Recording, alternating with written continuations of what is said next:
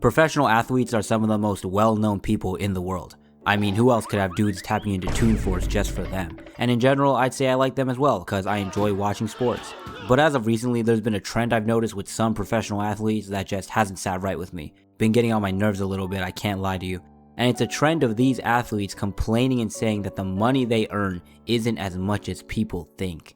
And it's gotta be some of the dumbest shit I've heard in my lifetime. Because if you follow any type of popular sports, you would know that these athletes make so much money, it's insane. I'm talking like tens of millions of dollars every year. So I simply don't want to hear these same athletes hopping on podcasts talking about how the money they make isn't as much as it seems. For example, this man Odell Beckham Jr., a football wide receiver, which first of all, he changed recess football forever with that iconic catch, so that's cool. But he recently went on a podcast and said that $100 million wasn't enough to last a lifetime. Because after taxes and paying fees, he's only left with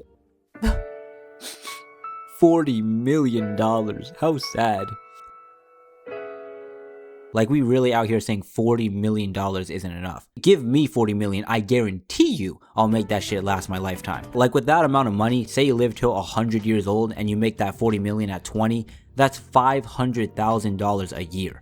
And that's not including any future contracts, endorsements, or anything like that. You know how many people would kill to have that much money each year, including me? In this job economy, any person should be able to live very well with that every year with plenty left over to invest or save or whatever. And I tried to be fair, I really did. When I first heard these athletes talk about finances, I tried to understand. Because at least the part about having to pay a lot of other people that non-athletes don't have to pay, like an agent or personal trainer or chefs, you know, I could kind of get it. Those are things they have to pay that others don't, and it can take a good amount of money. But at the same time, they want to talk about how taxes take a lot of their money. Bitch, everyone pays taxes, you're not special. And also talking about spending on luxuries, like, shut up. So before you look up, you probably at 1.5 million off of 5 with nothing. Damn. And these Benzes that we keep talking about in these mansions and shit, these girlfriends and these Chanel bags. Before you know it, you not a millionaire no more. Right. These people are talking about these expensive ass luxuries as if they're necessities that everyone has to have.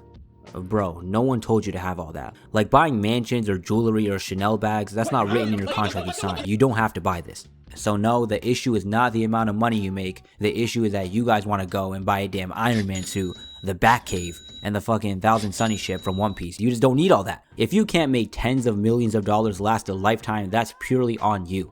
99.9% of the world has to work with much less, not to mention the access you have to so many resources that the average person can't have access to.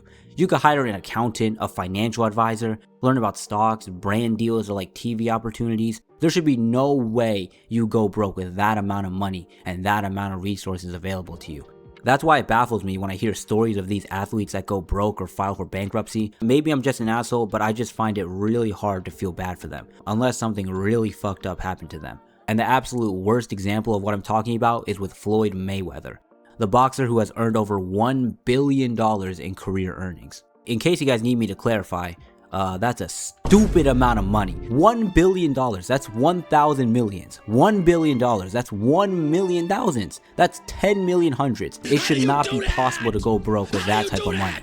But I digress, because he's now facing felony charges for financial reasons. Dude wrote a check that bounced and also just didn't pay taxes. And digging a little deeper to find the reason why he went broke, he just spent his money so stupidly. He has over 60 apartments in New York City alone and 100 cars. Like, at least the houses are an appreciating asset. I know my shit.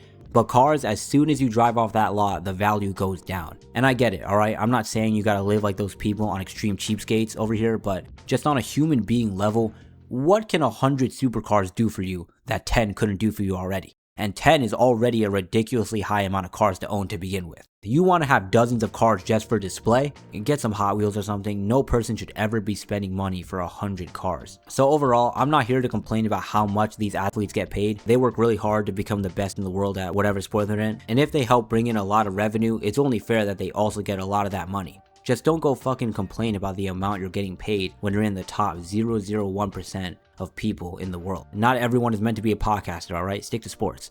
Anyways, thanks for watching. Check out my other videos if you want, and goodbye.